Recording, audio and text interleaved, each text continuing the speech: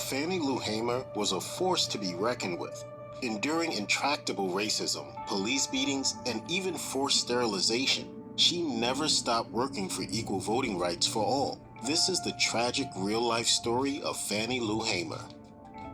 Born on October 6, 1917 in Montgomery County, Mississippi, Fannie Lou was the 20th and youngest child of Lou Ella and James Townsend. Both Lou Ella and James worked as sharecroppers their entire lives. When Fannie Lou was just 6 years old, she joined them despite having endured a bout of polio just a year earlier.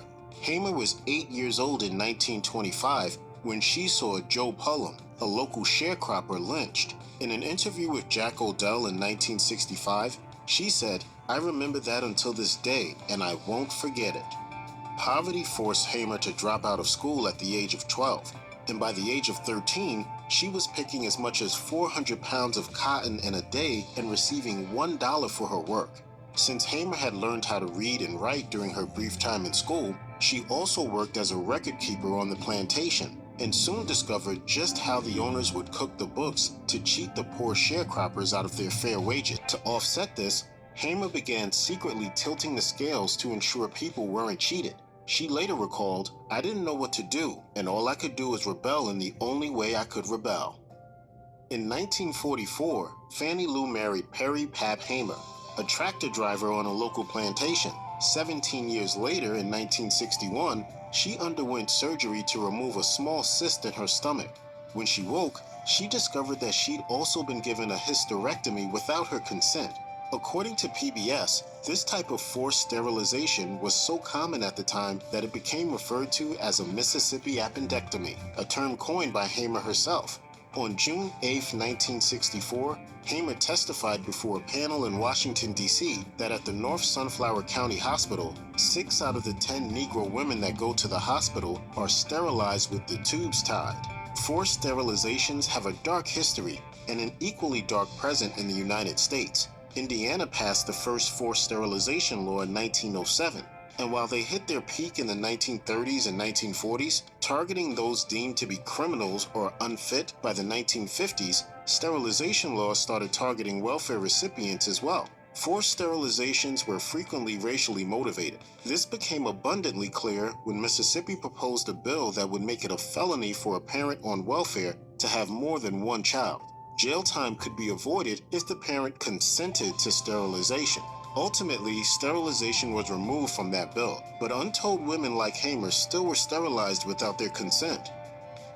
On August 31, 1962, Hamer and 17 others went to the courthouse in Indianola, Mississippi to register to vote. According to PBS, most of the group was blocked from even attempting to register.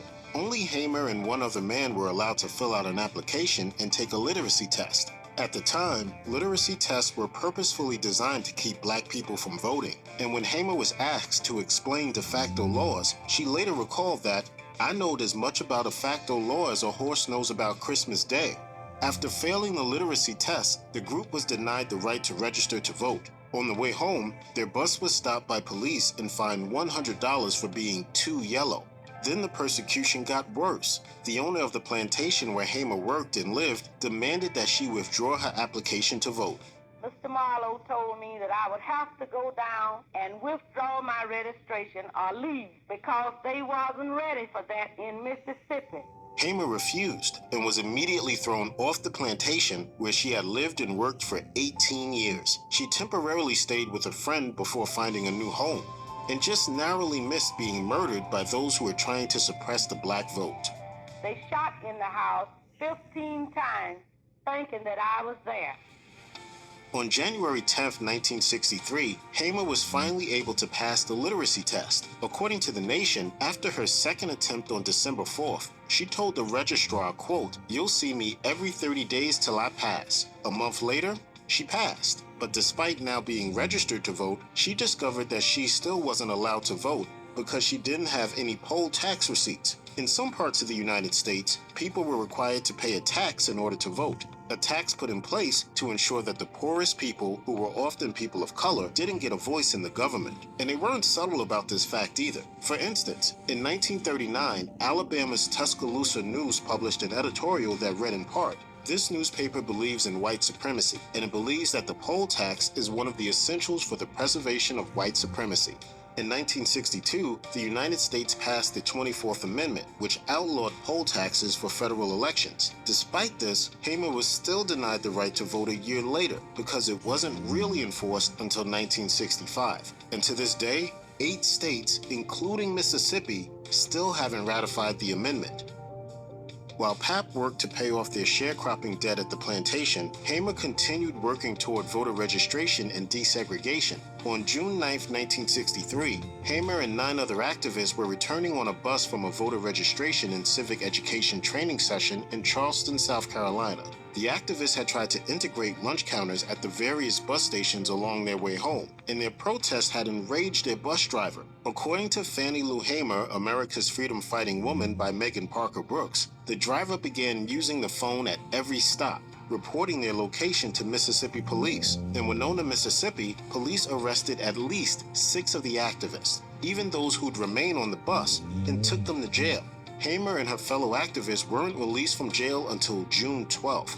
And in those 3 days, Hamer sustained such severe and prolonged beatings that she suffered from lifelong damage to her kidneys, eyes, and legs. In addition to beating the activists themselves, police also forced the other black people who were also imprisoned in the jail at the time to beat the activists as well. While there was later a brief trial, the police were cleared for their actions.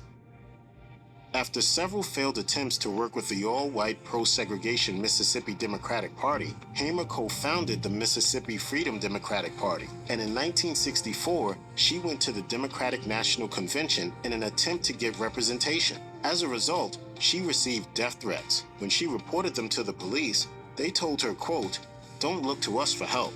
On August 22, 1964, Hamer testified before the Credentials Committee at the Democratic National Convention. She started by stating her full name and home address, defiantly signaling her fearlessness to every white supremacist.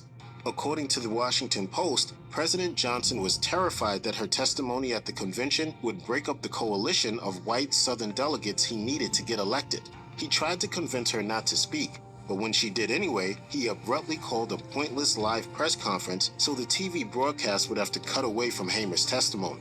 It backfired, bringing more media attention to Hamer's testimony than it otherwise might have gotten, with many evening news programs giving full coverage of the speech that Johnson had interrupted. Because our lives be